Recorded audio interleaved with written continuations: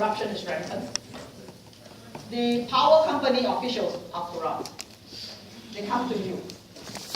They say, you know, the power supply in this country is very bad.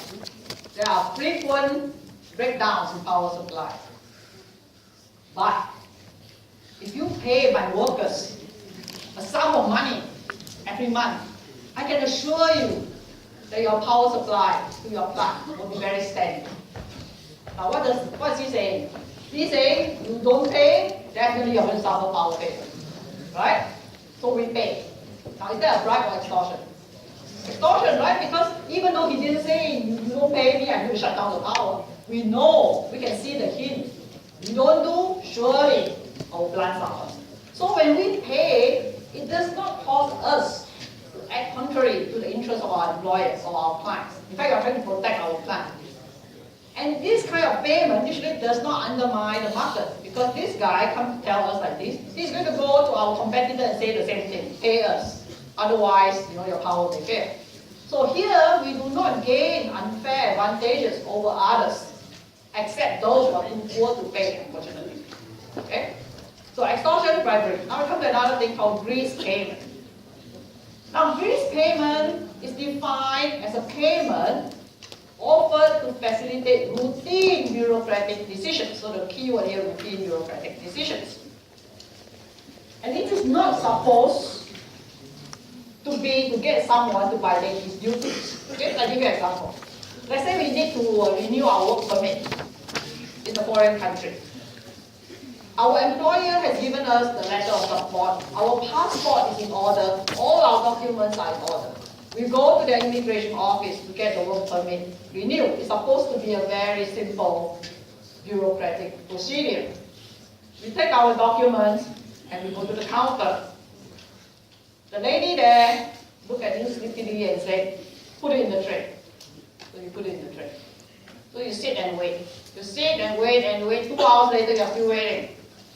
You say, how come? This guy came after me, he's finished. That guy came after me, he's finished. How come? So you look more carefully. When they hand in their documents, they click $2. So, okay, you take back, you click $2. You give it to her, she smiles at you, and she starts to process the thing. 15 minutes later, you walk out. Is that bribery? Okay, the problem here is that in many poor countries, the civil servants don't get paid a whole lot. So they expect to get side income as part of their jobs. So here, everything is in order. It's not that your passport is not in order and then she approves it. Everything is in order. Okay? So grease, grease, when something is squeaky and cannot work well, put some grease and it works better. So this is about what it is. It's a grease payment. Right? So grease payments are not supposed to get you any unfair advantage. Everybody does the same, okay? And they are not made to get someone to violate his duties. That is the definition. But it is a very slippery slope from grease payment to bribery. Now I change my story a little bit. The government is opening up a township somewhere. And people are applying for licenses to set up factories, let's say, or plants, whatever. Because there are so many applicants, it has to be a lottery system. So everybody download the form, fill it in, give it to the office, they'll draw some ballot or something. So you take the form, go to the office. Everybody click $2. You click 200. The lady look at it, put it aside. No need to go through ballot. Is this bribery? She has violated her duties. Her duty is to collect the forms, put through a fair ballot. She didn't because you clicked $200, she put it aside. Okay? So you see, it's a very slippery slope. It can easily go to bribery. So it's best to be eliminated. Alright, now come to gifts. Earlier we said that people in many places exchange gifts very regularly because it's a form of friendship thing. And then later, they build up business relationship based on personal relationships. So there is a fine line between what is a gift, a simple gift, versus a bribe. So sometimes you can make a distinction. You ask, what's the intent of this gift? Is this gift given to me just when I'm calling for a tender? How much is the value of this gift? Is it just a few pieces of chocolate because somebody came back from Switzerland or something? Or is it something very, very valuable? Sometimes you can tell. Sometimes you can't tell. Okay? So many companies felt that they must put out guidelines for their employees. And one of these companies is IBM. So I want to read to you what IBM's guidelines says. Okay? Just a minute.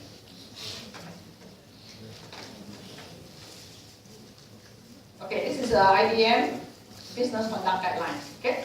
And one section is devoted to gifts, amenities, and bribes. Okay? So it says here that neither you nor any member of your family may directly or through others solicit or accept from anyone money, a gift, or any amenity that could influence or could reasonably give the impression or appearance of influencing IBM's business relationship with that person or organization. It's very clear. Okay?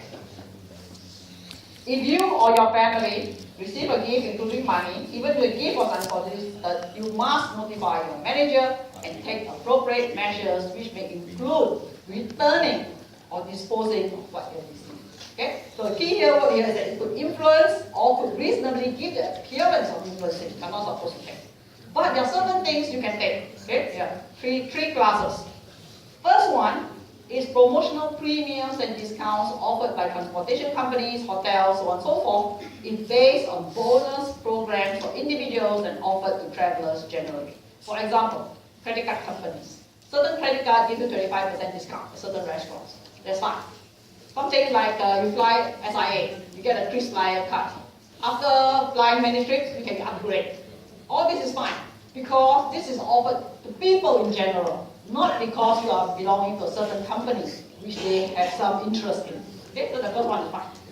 The second one says a gift of nominal value, such as advertising novelty, when it is customarily offered to others having a similar relationship with that person or organization. Now, let's say a computer company want to show off their new line of computers. They organize a seminar, right? Invite a lot of people. At the door, they give out very expensive looking pen, let's say. But the pen has the name of the company engraved in it, and they're handing it out. Can you take? Can. Two also can take. Okay, this is okay. It's all advertising novelty by the company, offered to anybody. Okay, it's not because you are employed by IBM, you need their business. Okay, that's fine. Okay, another one is about this. With appropriate approval, customary business amenities such as meals and appropriate entertainment, provided that expenses are kept at a reasonable level and not prohibited by law. Okay, so make it clear for you. But sometimes your company has no such guidelines. So what do you do if someone wants to give you a gift? So here, they advise that in the absence of any corporate guidelines, you apply the newspaper test. It's a very simple test. You just ask yourself, if I take this gift, is my face going to appear in Straits Times? Right? If by taking this gift, you think you cannot withstand the scrutiny of a reporter, then definitely you shouldn't take the gift. Right? So the basic philosophy is to avoid any conflict of interest and any appearance of improper behavior. Okay? Alright, we're going to end today's lecture with two very interesting case studies. So the first one is on a plane company called Lockheed. Lockheed sells planes, and in the 1970s, it was found out that Lockheed paid millions of dollars to foreign government officials to sell their planes. So this was the Time magazine cover, 1976. It says the big payoff, Lockheed scandal, graph around the globe. Graph means corruption. So today's case study deals with Lockheed and Japan. The many countries were involved. I just picked the Japanese case. So here, we're talking about this point here. This is the Prime Minister at that time. His name is Prime Minister Tanaka. The President of Lockheed, Carl Fortune, was accused of making secret payments to him and his officials, $12 million. I remember bribery means in exchange of something. So in exchange of what? In exchange of the Japanese airlines buying the Lockheed plane the L1011. And Lockheed at that time was in stiff competition with the other two plane companies, Boeing and McDonnell Douglas. Okay? So the president of Lockheed explained why he took this action. He said that the only way for him to make this sale was to make this $12 million payment. And there was no US law saying that he couldn't do it. And he was right. At that time, there was no law against it. And he said, look at it from the business point of view. I paid $12 million in bribe. I make $430 million in profit for my company. Okay? And then he says, instead of going bankrupt or closing down my plant, I can build new plants. I can prevent people from being laid off. I can even offer more employment to people. Communities will benefit. Workers will benefit. Their families benefit. The shareholders of my company benefit. So why couldn't I do it? From a business point of view, it's profitable. Would you be tempted to do it if you are fortunate? Pay $12 million, your company is suffering, pay $12 million, you get $430 million in profit. Would you do it? I think many of us, including me, will be very tempted to do it. But the question is it the right thing to do? Right? Temptation is one thing, but is it the right thing to do? Okay, then he says, he himself did not initiate this. Remember we talked about who initiates a payment. He said he didn't initiate this. He said these payments were requested by the Japanese negotiators. And he thought that this was a functioning system in Japan at that time. You want to make a sale, you have to do this. You have to pay something. Okay? So that's what he thought. But is this the right thing to do? Well, what happened was this was found out. Tanaka and his senior officials were found guilty of corruption. The Prime Minister himself was sentenced to 4 years in jail in 1983. But he appealed. And because he appealed, just like the Bhopal case, he was free. He remained free. 10 years later, he died. 2 years later, the court says, yes, he's guilty. By these days, okay? Gone. Okay. Fortune and his top officials were forced to resign from the company. And because of this case, the US government put in place a new law. It's called the Foreign Corrupt Practices Act, FCPA. It came into law in 1977. And so now it is a crime for US corporations to accept payment from or give payments to foreign governments for the purpose of obtaining or retaining business. Okay? But this law left a sort of a loophole in the sense that it didn't cover grease payment. Because they look at grease payment as routine business dealings. But then it could be exploited. That is a problem. Now, do you think this kind of law can cut down corruption? Well, many companies still try, even with this law in place. And one of them was IBM. In the year 2000, they were caught because they tried to bribe the Argentinian government. But the biggest case is Siemens. In the year 2008, Siemens had to pay a record fine. You see the fine? $1.4 billion in fine to both the US and German authorities. Why? Because they have this huge running bribery scandal. You can see here. This is the bribes. Okay? This is in millions. The first one, Russia, for hospital equipment, 55 million. Siemens is a giant engineering company. It works in many things. Telecommunications, transportation, hospital equipment, a lot of things. So that's why the business is very big. So even the contract to the Russians for hospital equipment, nobody knows the actual size. Or the next one, Argentina, to institute the national identity card system.